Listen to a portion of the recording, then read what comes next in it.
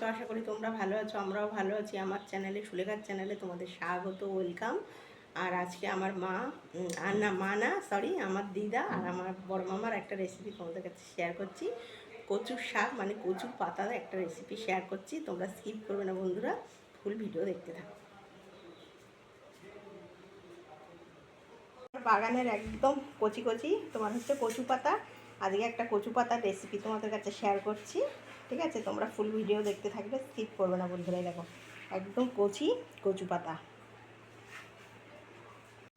বন্ধুরা, কচু পাতার জন্য মশলা নিয়ে নিয়েছি। এখানে নিয়েছি কালো জিরে, এখানে নিয়েছি রসুন, এখানে নিয়েছি দুখানা পেঁয়াজ, আর এখানে নিয়েছি 4-5টা কাঁচা লঙ্কা, আর এখানে নিয়েছি 2টো শুকনো লঙ্কা। এটা দিয়েই কচু পাতাটা রান্না করবো। এটা হচ্ছে মশলা কচু পাতার। বন্ধুরা দেখো, দেখো কচু পাতাগুলো গরম জলে আমি ভাপ দিয়ে নেবো, লবণ দিয়ে দিয়েছি। এই দেখো একদম গরম জলে ভাপ দিয়ে দেবো। আর যেহেতু কচুর একটা মানে চুলকানোর টেন্ডেন্সি আছে, তাই জন্য এই যে দেখো একটু পাতিলেবু দিয়ে দিচ্ছে। দেখো পাতিলেবুর রস দিয়ে দিচ্ছি, তাহলে আর যেটুকানিও গলা ধরবে আর এক ফোঁটাও ধরবে না বন্ধুরা। এই দেখো এটা নুন দিয়ে লেবু দিয়ে পুরো ফুটিয়ে নেব, আর এক ফোঁটাও গলা ধরবে না একদম। ব্যাস এটা ফুটে গেলে ছেঁকে ফেলে নিয়ে তোমাদের কাছে নিয়ে ফিরছি। বন্ধুরা কচু পাতাগুলো ঢেলে নিয়েছি। এবার কড়াই গ্যাস জ্বালিয়ে দিলাম, কড়াইটা গরম হোক, তারপর তেল দেবো। ওটা ঝুড়িতে ঢেলে নিয়েছি। কড়াই গরম হয়ে গেছে, এবার তেল দিয়ে দেবো। তোমরা তেলটা একটু বেশি দেবে। কেন তেলটা একটু বেশি দেবে? কচু তো, তেলটা একটু বেশি দিলে খেতে ভালো লাগবে। আর এই কচু মানে তোমাকে কি বলবো, পেঁয়াজটা ভালো করে লাল করে ভাজা গেছে পেঁয়াজের সময় এই যে কচু পাতাটা দিয়ে দিচ্ছি ভাপানো।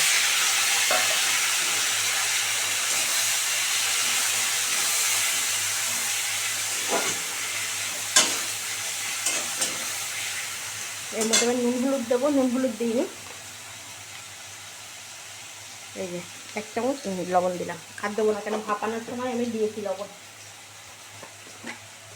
এরমভাবে বানাবে, কোনো গলা চুলকাবে না, কিচ্ছু হবে না। যে হলুদ দিয়ে দিলাম অল্প করে, বেশি হলুদ দিতে লাগবে না। দিয়ে একদম অমৃত লাগে, মানে একদম অমৃত অমৃত। এটা তোমরা চিংড়ি দিয়েও করতে পারো। আমার চিংড়ি ছিল না বলে এটা তোমাদের এমনি দেখাচ্ছি। এই দিয়ে মানে গ্যারান্টি দিয়ে বলছি, এই দিয়ে 1 থালা ভাত খেয়ে নেবে তোমরা। একটা দারুণ রেসিপি, একদম মাখনের মতন গলেও যাবে। গলে গেছে অলরেডি, সিদ্ধর সময় গলে গেছে। গ্যাসটা বাড়িয়ে দিলাম।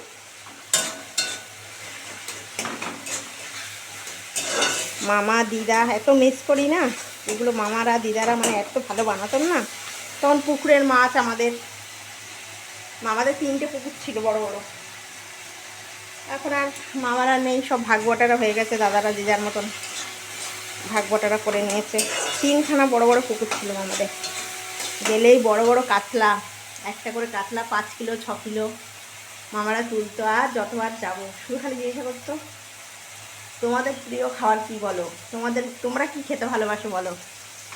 সত্যি মানুষ যে বলে না মামা বাড়ি, সত্যি মামা বাড়ি মানে একটা আলাদা ফিলিংস, আলাদা ভালোবাসা।